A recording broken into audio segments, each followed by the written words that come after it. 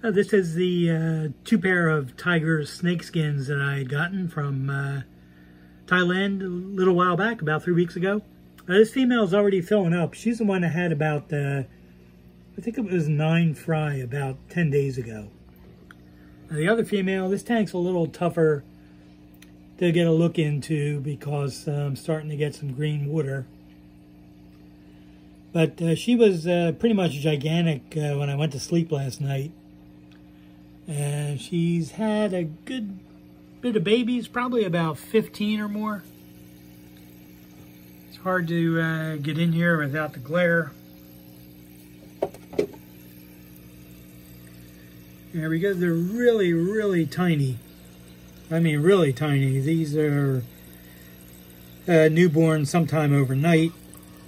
And I'll get them out, put them in a small container. Luckily, the parents seem to be leaving them alone.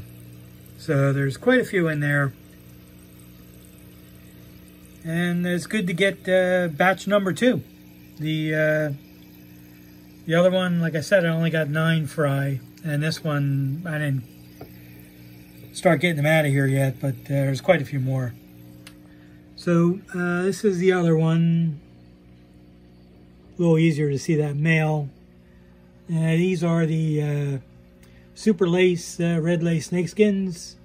And finally, they're doing much better. From the day I got them, I was dealing with a problem with shimmying. And I got rid of that by doing a 50% water change in these 2.5 gallon tanks. I did that every other day, and I put in half a teaspoon of salt. So no more shimmying, which is good. The females will shimmy once in a while, but I think it's when the male really annoys them and they're trying to get him out of here. So that's good. This one is really fat and will most likely have some fry within about a week. And I figured I'd just give you a fast update on the 2 of the strains of the new fish.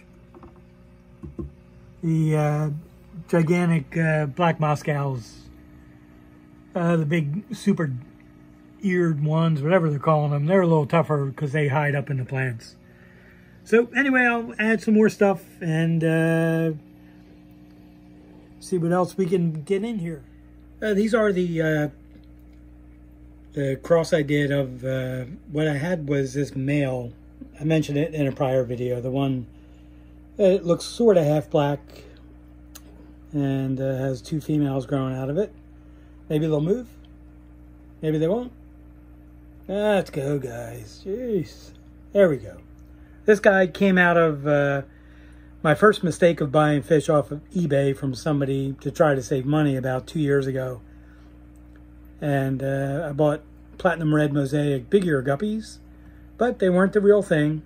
And despite how good the parents looked, this was actually the best looking one that grew out of the batch I got from them. I got a couple batches and they were all complete garbage, really garbage. So I would never buy from somebody I didn't know that had a reputation again, which is usually why I go right to the breeders when I buy stuff from Thailand. This guy was from West Virginia or something and just selling pet store stuff that didn't breed true.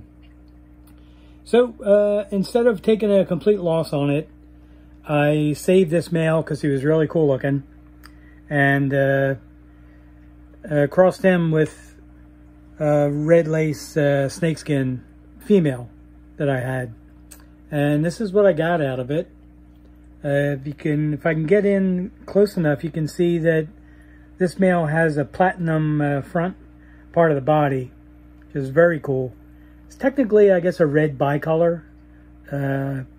Not nice enough to enter in a show, IFGA-wise. This one actually could. The dorsal needs to be a different shape.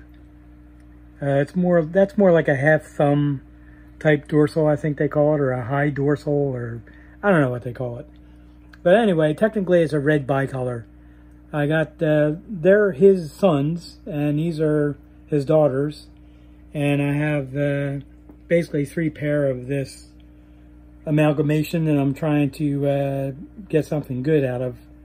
This fish is fantastic. If I can get more of these, I'd be thrilled. I mean, this is super. The 2 males are. So I had a 3rd male, but he didn't last that long. So the females are looking like they're filling up. Should get some fry. At some point, probably this one would be first.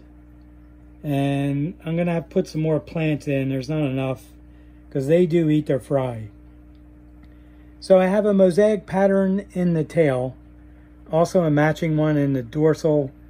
And some kind of a half black almost body. A little weird. This one, same thing. So it's something I'm going to work on. Definitely keep this going. I just have one tank tied up. And I put them in this small tank just to give you an update. So I'll update them again, hopefully when I get some fry out of them. And how do you fix a broken pizza? With tomato paste. Ugh, that's actually terrible. So these are the 9 fry I got from the Tiger Lace Snakeskin. Earlier in the video, if I'm doing this thing in order, I got about 15 fry from the other female. So we'll see. That's my food in the background there. I don't think I can ship any because of the virus situation. There's about 55 or 60 some cases in a town about 6 miles north of me, Montgomery County area. So I really am kind of stuck. I'm not leaving the house. I'm treating it like the beginning of World War Z. I'm in the house. I'm not going out much, and not letting anybody in. So I'll figure something out. Maybe I can pack it up and do a prepaid label and do that through PayPal and get the mail guy to pick it up. That might work. I might be able to do that. I'll find out more on Monday if they talk about if we're stuck in the house or what. There's also quite a few cases in Philadelphia, which I'm in the furthest part of Philadelphia you can be in until you're out of the city. So anyway, I will continue this with some other stuff. And you really can't see much with this, but that is the female of the yellow lace snakeskin attempt. And I did pull the 2 males out, so she has the tank to herself. And she's hanging up in the corner, very fat, and the pec fins are flailing away. So I'll probably have some fry in this tank from her, and probably by the time I wake up tomorrow or the next day. The fluttering stuff is some live baby sea monkeys, so I can't really see, so I'll move on. And these are the breeders of the snow white albinos. They're the ones that about a month ago I completed a regimen of the medicated flakes. I used the fenbendazole, which seemed to work pretty good. See if I can get one of these females on. They are, I do have quite a bit of really big females, and I think I'll be seeing some fry again out of them pretty soon. They do have a normal gravid spot, not just a fat stomach. If I can get one of them to slow down and not zip away, you can see that there are probably baby eyeballs back there besides whatever else is in there. So should see something soon out of them. You can see how fat they are. So there was 2 tanks of them. I'll show the other tank next. But this is coming along great. I have a lot of thin leaf water sprite in the tank. This is actually all one plant. And this is a 10-gallon tank actually. So it fills the entire tank. Now the snow white albinos, they do go after their fry. Because I'm pretty sure that the fry as they're born can't see at all. And they just kind of fumble around, and by the luck of Darwinism, they swim right in front of the female's mouth, and that's the end of that. So I'm going to put something on the bottom of the tank probably, I'm thinking probably Java moss. The other option is to use some kind of cave or something, but I think a pile of Java moss would be the best thing to do. So, like I said, so far so good. They've come out of the 1 week regimen of the fenbendazole flake looking really good, really fat. There was no fry in here the last 3-4 weeks after I stopped. So we should get a nice healthy batch of fry out of quite a few of these females, and it'll probably be a few of them day after day, because they're all about the same state of fatness, which I mean in a nice way. So anyway, I'll update on the other tank of them. They're also looking pretty good, and I'll be right back. All right, this is the other tank of the breeders of the snow white albinos, and as you can see, these are looking like they will hopefully drop some fry pretty soon. They've come out of the fenbendazole regimen pretty good. I have a younger male in there with the older ones.